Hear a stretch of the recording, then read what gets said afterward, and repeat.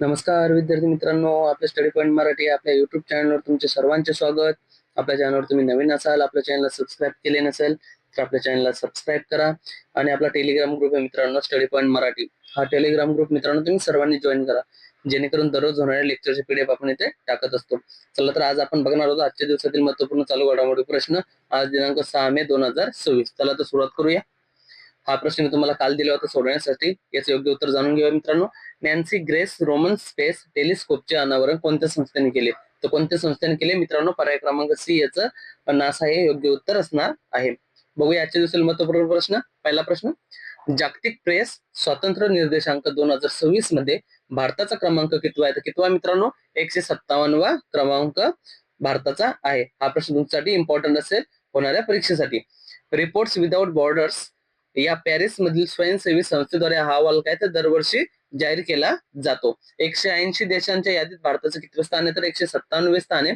भारताला अत्यंत गंभीर स्थितीत टाकण्यात आले. या निर्देशांकामध्ये भारताला अत्यंत गंभीर स्थितीत टाकण्यात आले मित्रांनो. पहिला क्रमांक कोण येतं? नॉर्वे हा देश आहे. सलग 10व्या वर्षी नॉर्वे हा प्रथम क्रमांकावर विराजमान आहे. दुसरा प्रश्न, 2026च्या माद्रिद ओपन महिला एकेरीचे विजेतेपद कोणी पटकावले? तर कोणी पटकावले मित्रांनो? मार्टा कोस्त्युक यांनी पटकावले. कोस्त्युकने रशियाच्या मिरा आंद्रियोचा पराभव करून हे जेतेपद पटकावले. तिचे कारकिर्दीतील पहिलेच विजेतेपद आहे. पुढचा प्रश्न, अंतराळ तंत्रज्ञानाला चालना देण्यासाठी देशातील पहिले राज्य नेतृत्व असलेले centre of excellence for space technology कोणत्या शहरात सुरू करण्यात आले मित्रांनो? कोणत्या शहरात सुरू करण्यात आले? बंगळुरू या शहरात सुरू करण्यात आले. ठिकाण कोणतं येतं? Ananth technologies aerospace park, Bengaluru, Karnataka या ठिकाणी आहे. कर्नाटक सरकारच्या Karnataka innovation and technology society आणि SIA म्हणजेच काय India satcom industry association India यांच्या सहकार्याने हे सुरू करण्यात आले आहे. चौथा प्रश्न, सन 2025च्या ICAR CMFRI अहवालानुसार भारतामध्ये सर्वाधिक समुद्री मत्स्य उत्पादन करणारे राज्य कोणते ठरले? कोणते ठरले मित्रांनो? समुद्री मत्स्य उत्पादन तर कोणते ठरले? तामिळनाडू हे राज्य ठरले.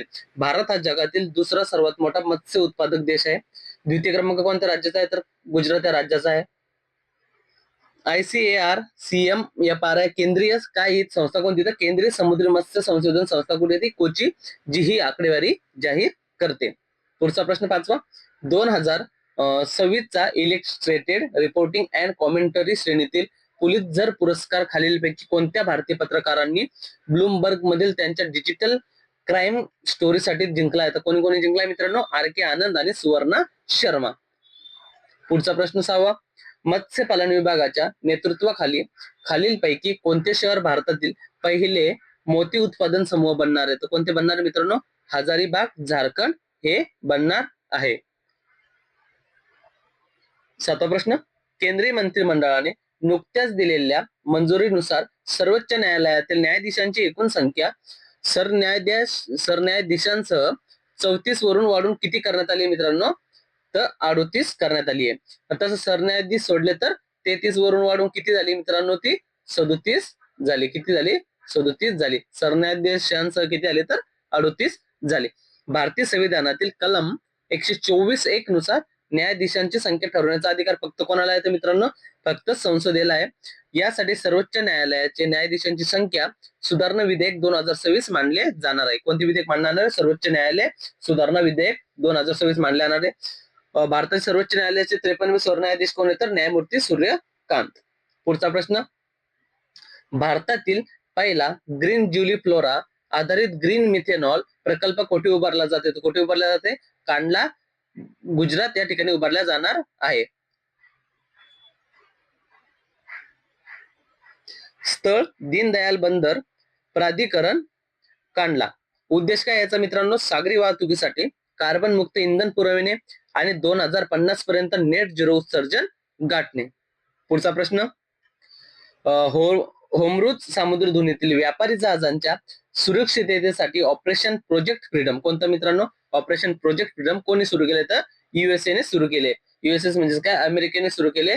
तर कोणी केले अमेरिकेतील सुरू? तर राष्ट्राध्यक्ष डोनाल्ड ट्रम्प यांनी सुरू केले. कोणी केले? डोनाल्ड ट्रम्प यांनी सुरू केले मित्रांनो.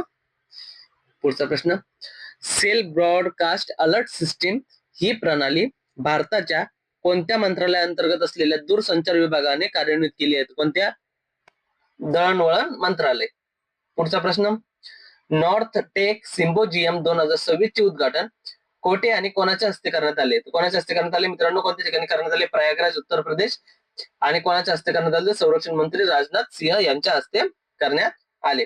12वा प्रश्न, आजच्या दिवसातील आपला शेवटचा प्रश्न, कावू पुनरुज्जीवन आणि संरक्षण पायलट कार्यक्रम प्रामुख्याने कोणत्या राज्याशी संबंधित आहे? कोणत्या राज्याशी संबंधित आहे? केरळ या राज्याशी संबंधित आहे. कोणता? तर कावू पुनरुज्जीवन आणि संरक्षण पायलट. कावू म्हणजेच का? केरळमधील पारंपरिक देवराया. अंमलबजावणी संस्था कोणती? तर केरळ राज्य जैवविविधता मंडळ आणि स्थानिक जैवविविधता व्यवस्थापन समित्या यांनी या कार्यक्रमाची अंमलबजावणी केली आहे. पुढचा प्रश्न, हा प्रश्न मी तुम्हाला दिला होता, हा प्रश्न तुमच्यासाठी सोडवण्यासाठी देतो मित्रांनो. याचं योग्य उत्तर काय तुम्ही आपल्या कमेंट बॉक्स मध्ये सांगा. सुवसरी महोत्सव कोणता? सुवसरी महोत्सव मुख्यतः भारतातील कोणत्या राज्यात साजरा केला जातो? तो कोणत्या राज्यात साजरा केला जातो मित्रांनो? नागालँड आहे का, आसाम आहे का, केरळ आहे, मेघालय? याचं जे पण योग्य उत्तर असेल ते तुम्ही कमेंट बॉक्स मध्ये टाईप करून सांगा. हे होते मित्रांनो आजच्या दिवसातील महत्वपूर्ण चालू घडामोडी प्रश्न.